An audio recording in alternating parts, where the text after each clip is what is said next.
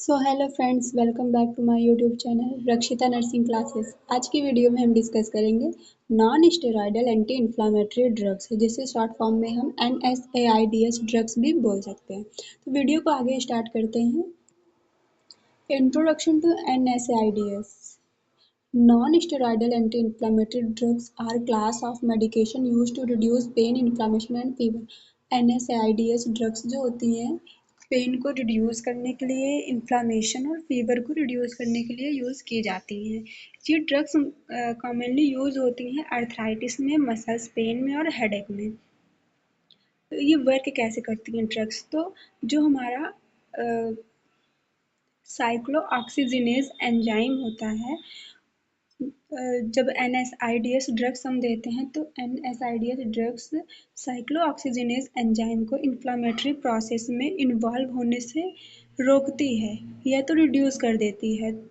तो जब cyclooxygenase enzyme inflammatory process में नहीं इन्वॉल्व होता है तो उसकी वजह से पेन और इन्फ्लामेशन रिड्यूस हो जाता है।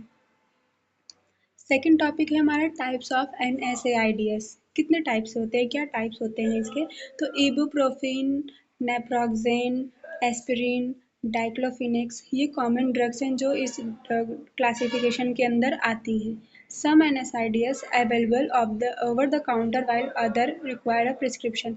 और भी ऐसी ड्रग्स हैं जो प्रिस्क्राइब की जाती हैं, बट उन्हें हम कब देंगे पेशेंट को? जब डॉक्टर उन्हें प्रिस्क्राइब कर रहे हैं। The choice of NSAIDs depend on condition being treated, patient health and risk factor। जो NSAIDs ड्रग की चॉइस है ये हम देते मतलब कैसे प्रोवाइड करते हैं पेशेंट को, पेशेंट के हेल्थ के अकॉर्डिंग, रिस्क फैक्टर क्या है, क्या ट्रीटमेंट प्रोवाइड करना है, इसके बेसिस पर हम प्रोवाइड करेंगे ये ड्रग्स। मैकेनिज़्म ऑफ एक्शन, क्या मैकेनिज़्म है इस ड्रग्स का कि ये रिड्यूस करता है पेन और इन्फ्लामेशन को? तो NSAIDs ड्रग्स साइक्लोऑक्सीजिनेज एंजाइम को हम शॉर्ट फॉर्म में कॉक्स एंजाइम भी बोल सकते हैं। तो जब NSAIDs इनहिबिट कर देता है कॉक्स एंजाइम को, ये कॉक्स एंजाइम को कॉक्स फर्स्ट एंड सेकंड में चेंज नहीं होने देता है। जब COX first and COX second enzyme में चेंज नहीं होता है तो उसकी वजह से प्रोस्टाग्लैंडिस का प्रोडक्शन कम हो जाता है। प्रोस्टाग्लैंडिस का प्रोडक्शन कम होने से इसकी सिंथेसिस रिड्यूस हो जाती है, जिसकी वजह से जब हम NSAIDs ड्रग्स देते हैं तो एंटी इन्फ्लामेटरी और एंटीपायरेटिक ड्रग का इफेक्ट देता है, मतलब पेन और इन्फ्लामेशन को ये रिड्यूस कर देता है। यहाँ देख एक चार्ट शो किया गया है।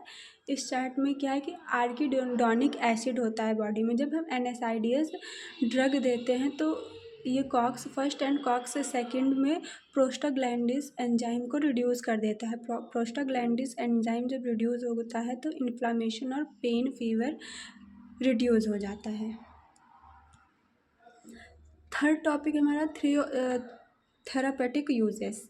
NSAIDs are primarily used to manage mild to moderate pain and inflammation, मतलब कि पेन और इन्फ्लामेशन के लिए यूज़ किया जाता है। मेनली रोमेटॉइड अर्थराइटिस, ऑस्टियोआर्थराइटिस और गॉड, इन सब कंडीशन में भी यूज़ की जाती हैं ड्रग्स। पोस्ट सर्जरी को पेन को कंट्रोल करने के लिए भी NSAIDs ड्रग्स का यूज़ कर सकते हैं। कॉमन साइड इफ़ेक्ट, क्या क्या साइड इफ़ेक्ट हैं इन ड्रग्स को लेने का? तो GI में अल्सर और ब्लीडिंग भी हो सकती है। डिस्पेप्सिया इसका एक साइड इफ़ेक्ट भी है। लॉन्ग टर्म यूज़ करेंगे तो किडनी फंक्शन और हाइपरटेंशन जैसे भी डिसीज़ कॉज हो सकते हैं। किसी किसी इंडिविजुअल जो है सेंसिटिव होते हैं इस ड्रग्स के लिए, तो उनमें अस्थमा का सिम्टम भी दिख सकता है, रैशेस भी हो सकते हैं। तो ये सब इसके कॉमन साइड इफ़ेक्ट हैं। रिस्क एंड कॉन्ट्रा इंडिकेशन, क्या क्या रिस्क हो सकते हैं इस ड्रग्स को लेने पे? तो मेनली कार्डियोवैस्कुलर डिसीज़ हो सकता है। अगर कोई पेशेंट को कार्डियोवैस्कुलर डिसीज़ है और वो NSAIDs ड्रग्स ले रहा है तो इंक्रीज़ हो जाता है risk of heart attack and stroke. They are contraindicated in individual with active GI bleeding and peptic ulcer. GI bleeding hepatic ulcer की ड्रग्स चल रही हैं और उसको भी NSAIDs ड्रग्स दे दिए गए हैं, तो इंक्रीज़ हो जाता है रिस्क, या तो एक्टिव हो सकता है ब्लीडिंग और पेप्टिक अल्सर कॉज हो सकता है। प्रेग्नेंट वुमेन को भी हम नहीं दे सकते हैं अगर प्रेगनेंसी 3rd ट्राइमेस्टर तक पहुंच चुकी है, क्योंकि उससे फीटल को रिस्क हो सकता है। NSAIDs and cardiovascular risk, main risk यही है कि अगर हम पेशेंट को दे रहे हैं, कार्डियो का पेशेंट है और उसे ये ड्रग्स प्रोवाइड की जा रही हैं, तो कार्डियोवैस्कुलर डिसीज़ इंक्रीज़ हो सकता है। प्रोलॉन्ग हाई डोजेज में भी देते हैं अगर पेशेंट को, तो भी ये रिस्क फैक्टर की तरह वर्क करता है। अगर कोई पेशेंट कार्डियोवैस्कुलर डिसीज़ है उसे, और उसे NSAIDs ड्रग्स दी जा रही हैं, तो उसे क्लोजली मॉनिटर करना पड़ेगा, क्योंकि इसके बहुत हाई रिस्क चांसेस होते हैं हार्ट अटैक के और कार्डियोवैस्कुलर कोई भी डिजीज़ है तो उसको प्रॉब्लम होगा। ये ड्रग्स उसके लिए एक रिस्क फैक्टर की तरह काम करता है। NSAID ड्रग्स इंट्रैक्शन हाइपरटेंसिव के साथ अगर दे रहे हैं तो उसमें ड्रग इंट्रैक्शन हो सकता है और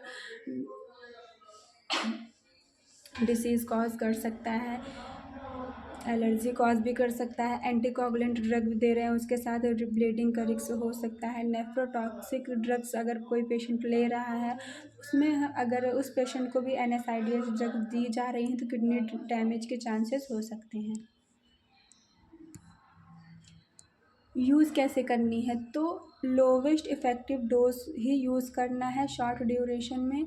रेगुलर मॉनिटरिंग करना है किडनी फंक्शन का और जीआई का। लॉन्ग टर्म थेरेपी नहीं, अगर लॉन्ग टर्म थेरेपी दी जा रही है तो जीआई का भी हम मॉनिटरिंग करेंगे, किडनी फंक्शन का भी मॉनिटरिंग करेंगे।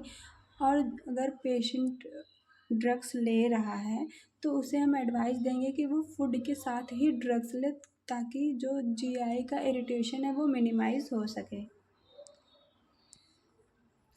मेनली कंक्लूज़न यही निकलेगा इस टॉपिक का कि अगर कोई पेशेंट NSAIDs ड्रग्स ले रहा है तो पेन और इन्फ्लामेशन तो मैनेज हो रहा है, बट उसको केयरफुली यूज़ करना है इन ड्रग्स को। इसके बहुत से कॉन्ट्राइंडिकेशन हैं और बहुत से साइड इफ़ेक्ट हैं, तो सेफ़ थेरेपी ही यूज़ करनी है।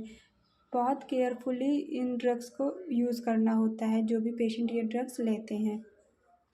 रिसर्च के अकॉर्डिंग देखा गया है कि NSAIDs continue improve the safety profile ongoing research continues to improve the safety profile and efficiency of NSAIDs medication। वही चीज़ की इफ़ेक्टिव है ये मेडिकेशन। सो फ्रेंड्स, अगर आपको वीडियो अच्छी लगी हो तो चैनल